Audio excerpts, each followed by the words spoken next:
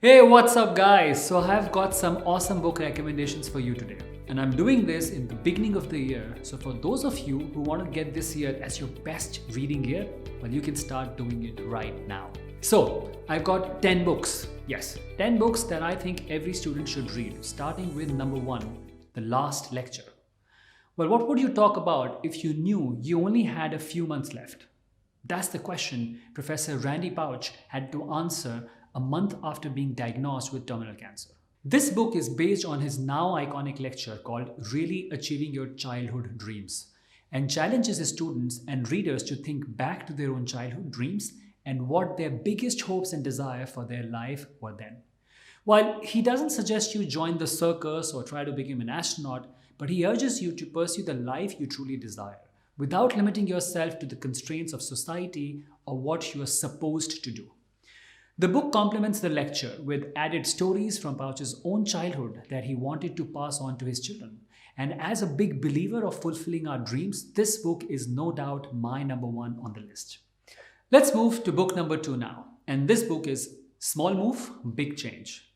Well, have you ever promised yourself that this school year you won't leave studies, projects until the last minute, just to forget about your resolution as soon as the academic session or new year started?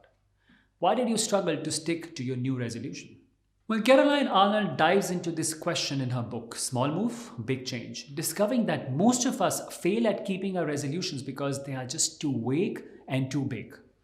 By incorporating what we call as micro resolutions, tiny behavioral modifications into our daily habits, we can achieve lasting change in virtually any area of our lives.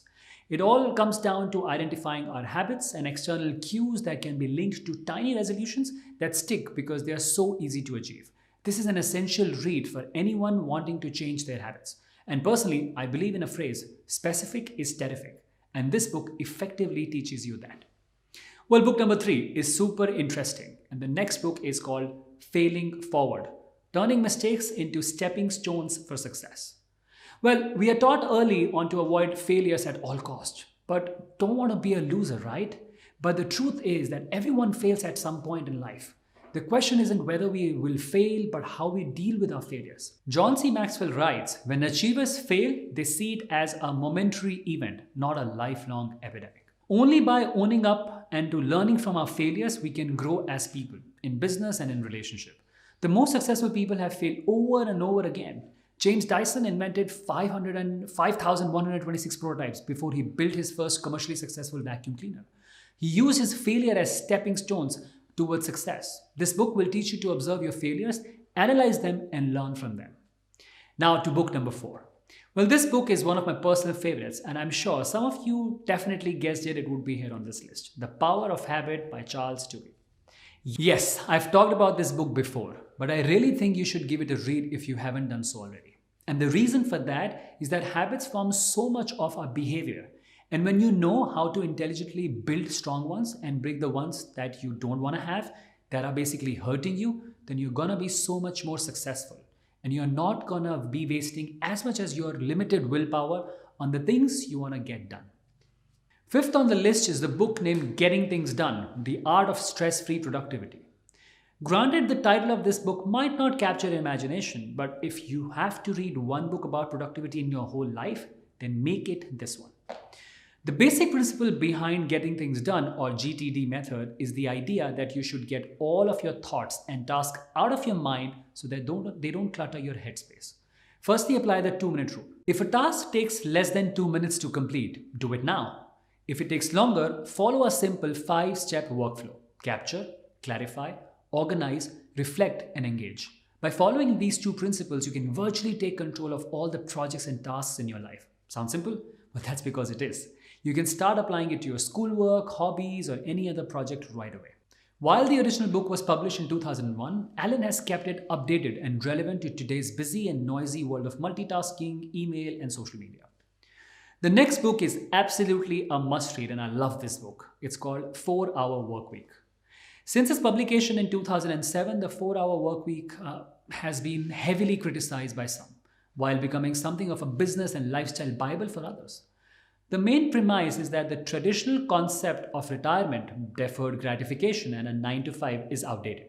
and that there's no reason to wait until you are old to enjoy yourself, especially in these difficult economic times. While the title can be somewhat misleading, there are many valuable lessons to be learned.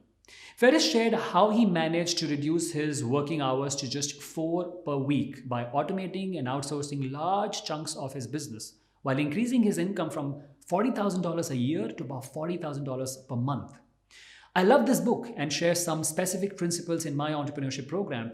But even if you are not interested in becoming an entrepreneur, you learn more about productivity, time management, and learning techniques. And most importantly, the concept of lifestyle design and how you can take control over what your life should look like.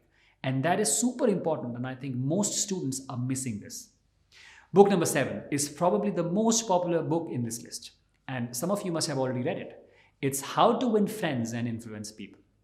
Originally published in 1936, yes, 1936, the lessons of Dale Carnegie's classic self-help book still ring true to this day. No matter if you're in high school, college, or at any other stage of your life, understanding how to connect with other people is one of the greatest lessons you can learn. This book will teach you how to navigate relationships, make meaningful conversation with anyone you talk to, and win over people who think differently to you. Especially in today's world of online influencers and social media, it's more important than ever to learn how to be influential in your career and social life. Okay, book number 8 is absolutely a solid book that can teach you very important money lessons. And I think financial education is one of the most neglected areas in our traditional schooling system. According to a recent study, nearly 2/3 of people are financially illiterate, meaning they can't answer simple questions about money, debt, and investing. And this book is Rich Dad, Poor Dad by Robert Kiyosaki. In Rich Dad, Poor Dad, Kiyosaki shares his experience growing up with 2 father figures who had virtually opposing views on finances and money.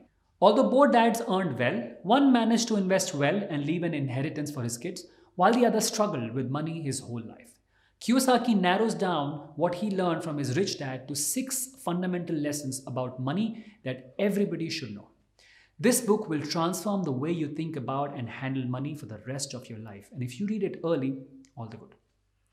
On the number 9, it is a super cool book called Deep Work by Cal Newport. This book tackles the number 1 problem that I get emails and comments about, which is I can't focus. I can't stop procrastinating. I can't get into the flow of my work. And this is something I struggle with just as much as most students. And I think this book really helped to point out the fact that when we get these cravings for novelty, craving to check our Snapchat or Instagram, or just distract ourselves from our work, and we act on them, we're actually ingraining a habit and we are weakening that focus muscle in our heads.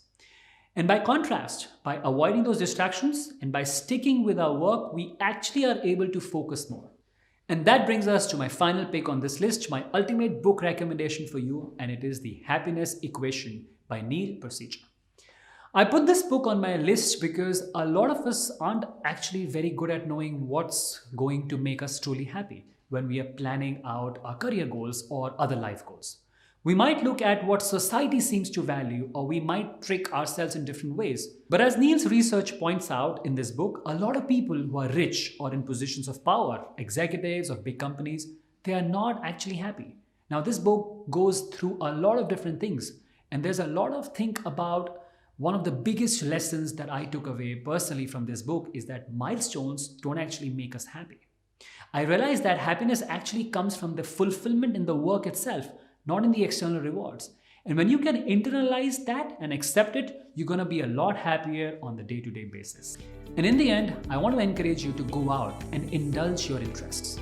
Productivity for productivity's sake or entrepreneurship for its sake is useless. So you need to be able to do something with all these personal development tips that you're learning from all these books I'm recommending you. The problem is a lot of people who get interested in self-development, in productivity, in entrepreneurship, they go too narrow. They stick to the recommended list by online gurus and they never actually branch out and become experts in something unique. So if you have an interest, indulge it. And of course, I'm going to have links of all these books down in the description below, so definitely check them out. And as always, thank you so much for watching. I hope you found this video helpful, and if it was helpful for you, show your support by liking and sharing this video.